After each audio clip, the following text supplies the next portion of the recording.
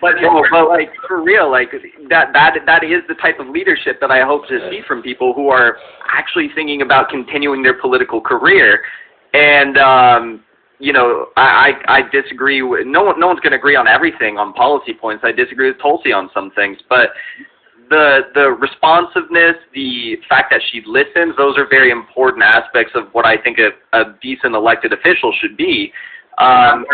She goes about her business, right? Like, yeah, that's probably the largest criticism of her, is that she refuses to be forced into picking a side that isn't just what she perceives as being the side of the people. But that's why she's so popular. Yeah, she would have went off 50 states. If she would have went up against Trump, she would have went off 50 states. Yeah, I mean, just like all you have to do on the internet is like a small fact of the world, Niko but House all you have to do is force the vote debate. You know, bipartisan support that she gets, like anytime she's on a YouTube show. You know, it's like the comment sections are just filled with people being like, "Oh my God, I love her! Like she's awesome. She's what we need." Which go ahead. Which kind of leads me into my next question. I want to talk about your tweet thread that I was laughing about AOC and her presidential ambitions. What do you honestly think like she's aiming to scheme up over the next decade or so? Because there's been talks about a Senate campaign and talks about presidential ambitions. Like what are your like thoughts on all of that? Because you've been making me laugh on Twitter with that shit. So I've actually been saying for a while, and once again, I just happen to be at a very unique vantage point of like being on Tulsi's campaign at one point, and being close to her and her family, and then also being close to Nina to a certain degree, enough that we talk politics pretty regularly and we're open and honest with each other, and then like I ended up befriending Bree at that Politicon. About obviously not 2020 because it didn't happen, but in 2019 Politicon we were both VIPs there, and I would see AOC gaslight, right, like on Twitter every time like Nancy Pelosi would mention her, and not even mention her directly, because somebody would ask her a question and Nancy Pelosi would respond to it, and then AOC was like, "I'm so sick of y'all attacking women of color," and then she would just tag Ilhan Omar or she just leave and Alan Presley. Like, I'm like, hold up, woman, she was attacking you. Like, why do you keep bringing everybody else into it? And then I recall the time where Ilhan Omar was being attacked by the Democrats, and AOC, for the first time since she'd been elected, had disappeared from Twitter for 2 days, right? Yep. Like, it was very distinct. They were calling her anti-Semite, even though all she said was, yeah, AIPAC money rules Washington. They're the largest lobbying group of Washington. They spend the most money. I think that the only one that spends, the one that's close to them is literally the pharmaceutical industry.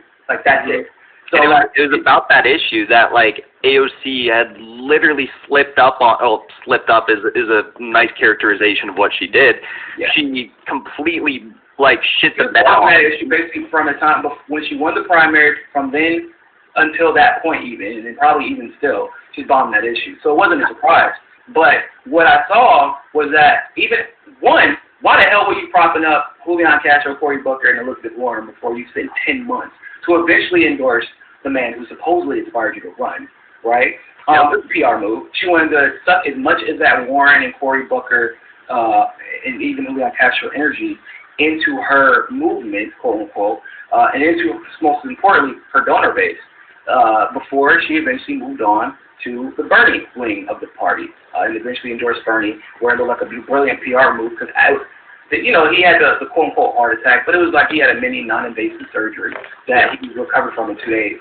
But the storyline made it look like, oh my God, AOC sacrificing her career in a super safe district that is already wildly popular, and Bernie's the most popular person in the country. Like, but she's sacrificing her career to endorse Bernie.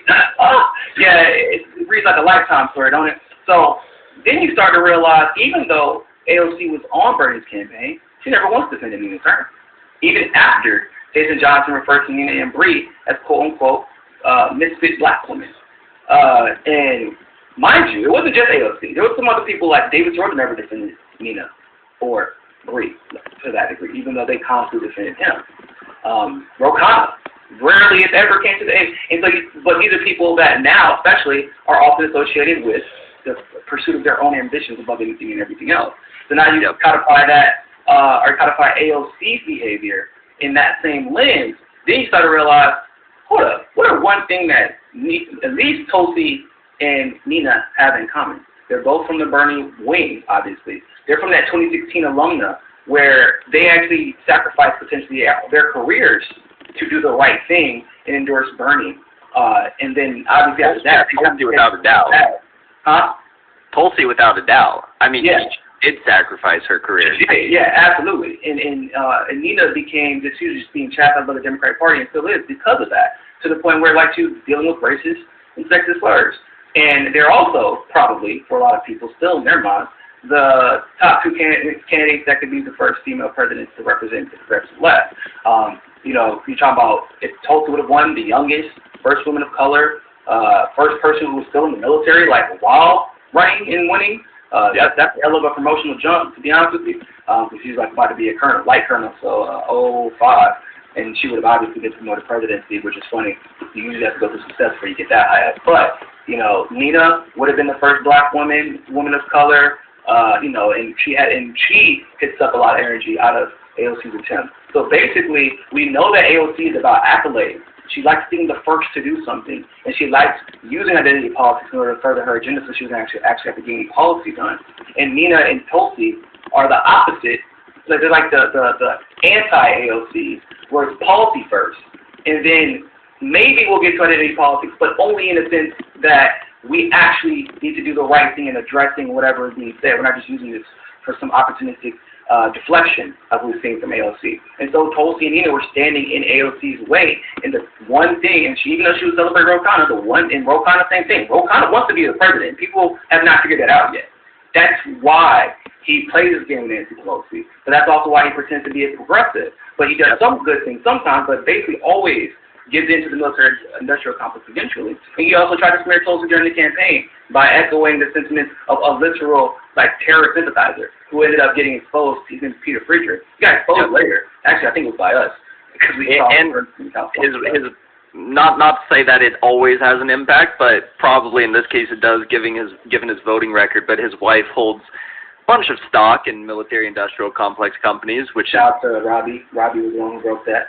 Always a fun thing. And I do want to ask you a question about Nina, but first I want to say this to the chat.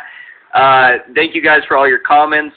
Feel free to drop some questions in the chat for Niko here. And then, yeah, happy Boxing Day to everyone who's celebrating that.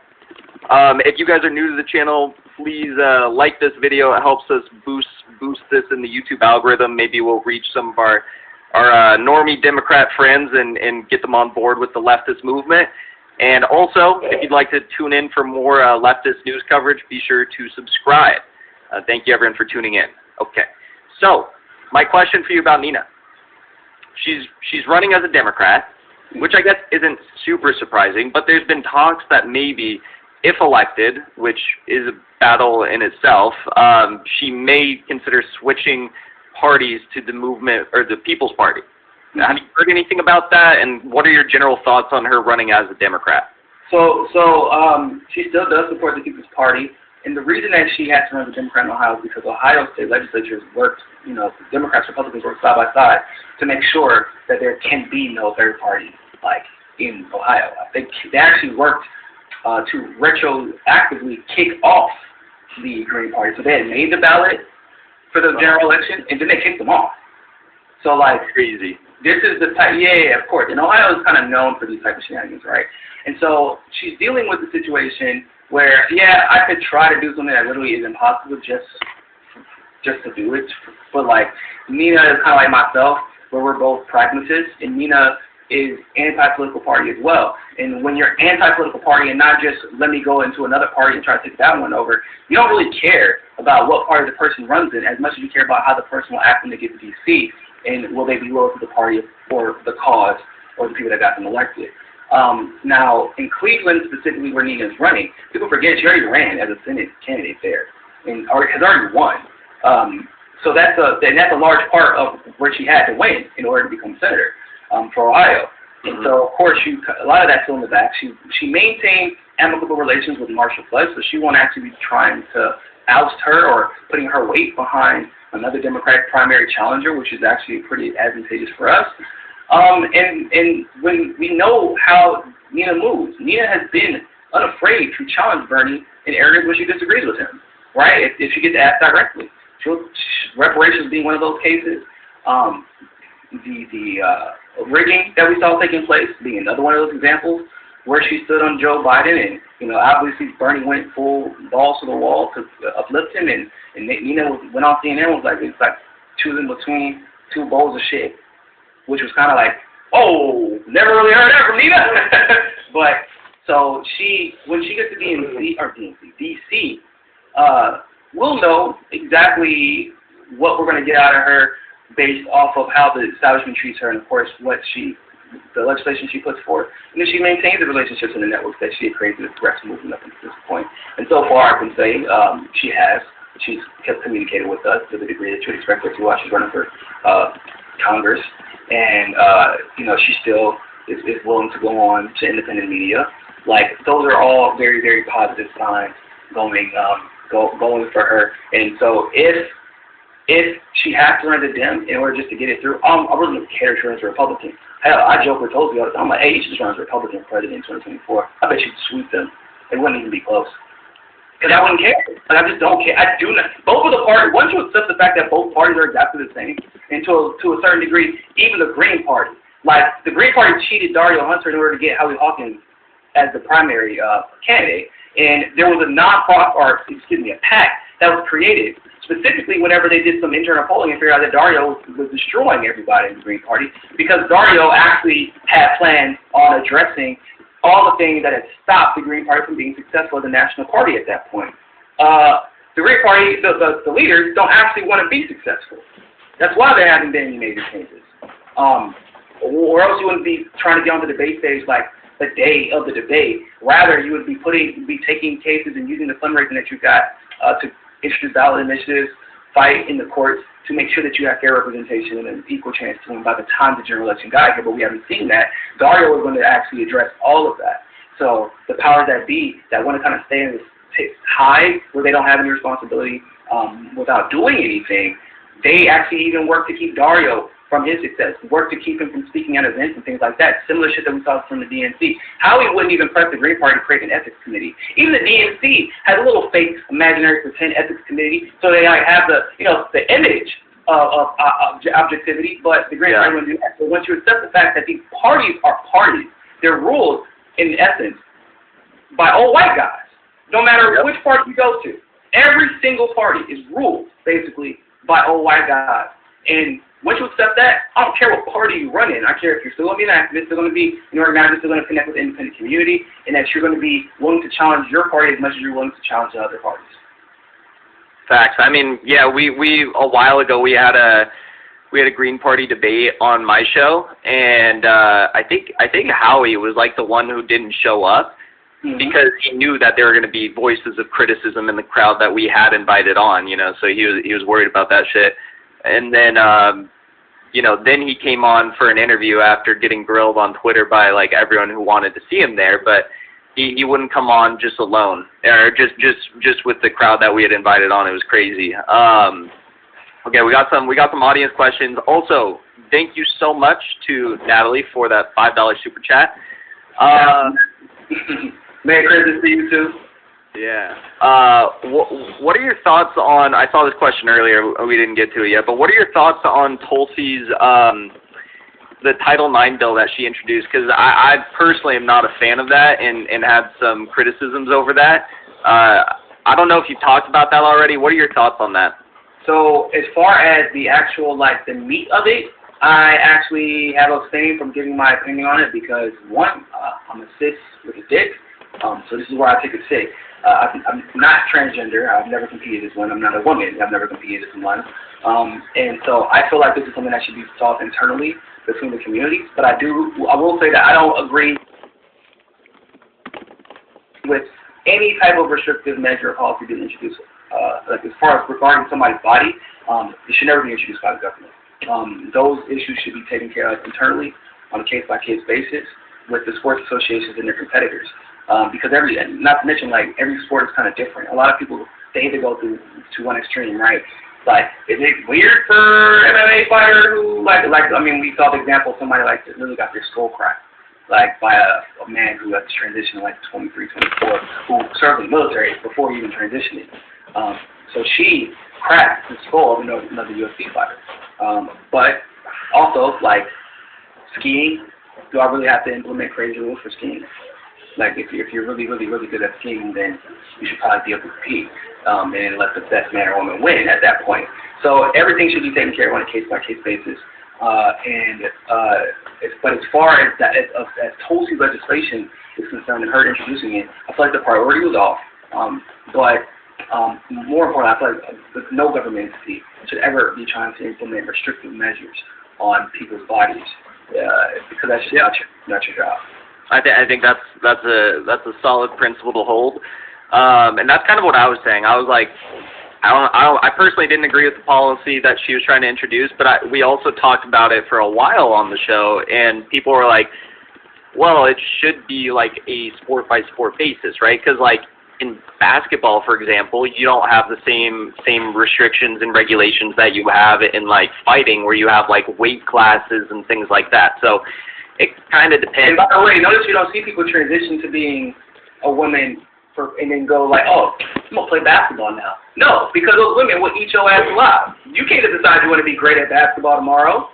Like, you know what I'm saying? Like, UFC, you can kind of like become a great fighter in a very short period of time, especially if you were already fighting before. But like, if you're a male professional basketball player or even a semi-professional basketball player and you transition into a woman, like, if you go from maybe semi-pro to actual, like, maybe try for WNBA, you're probably going to make a team. Because they're just really that good. People really don't understand how good these women are. Yeah. And so it should be a case-by-case basis. But I will say that what made me, and I'm going to jump the gun and actually say something like condemning the bill just outright, but a lot of women have reached out to me in various ways because they're like, actually, as an athlete, because a lot of people who are speaking on this will never, ever compete in professional sport or have ever competed in any type of sport. But, you know, as a leftist, we have to have an opinion on everything. So people came out with their opinion. That's what happened. Yeah. But when the women who have competed are like, well, actually, this is something that I do agree with. And it may not have been popular to say at the time, but as like if they're women and they're saying this as competitors, then who am I as a guy to be like, no, you're wrong, you're turd, you're a transphobe. Like, no, it's like they want equal footing. They want an equal playing field like anybody else. And to be frank, like I'm I just understand also how deep the patriarchy is, and there is personally something that doesn't sit right with like even as a man, right? You can transition into a woman, like, and then just go beat the shit out of them in some professional sport. On top of like us dominating every other field, not because necessarily we're the most talented, but mostly because we run everything. And so now, and if you want to know what it looks like, how it looks different, there was for example, so a man could transition to a woman and then go compete and win. And we saw this happen in the Olympics. We see it happen in plenty of different sports. Now, when a woman who was running track just produced naturally too much testosterone, because she was born a woman, she was banned from playing. Yeah, I saw that. So when it happens to a woman, where they had, like, just was naturally born a woman, the men took a step, no, can't do it. But when a man transitions into a woman, even there lies male privilege, where men are all of a sudden, yeah, that's fine, that's cool. Go beat those women that's fine. Like, so that's an aspect that I think has to be considered, which is why we can't, like, wholesale dismiss the question being raised by female athletes. I suspect that's. It was not my part to do that. Like, I just can't do that as a man because I've not been in that situation. But of course, the transphobia and the discrimination that trans people face on a daily basis should also not be just discounted as well. And so that's why I feel like it has to be a happy medium where and I see it's funny because I was playing FIFA the other day or yesterday actually, and I was like, yo.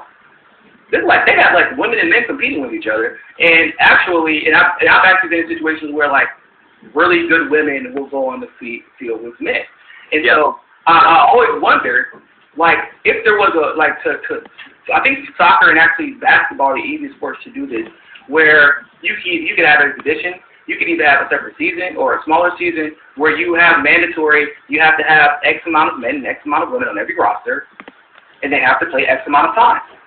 Right? And in my opinion, that would actually develop the skill of men and women.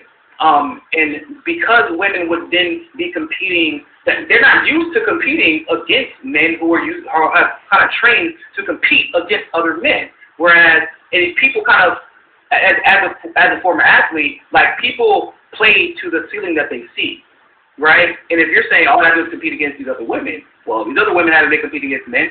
You know, they are the best that they have been, and usually the best in the world against other women.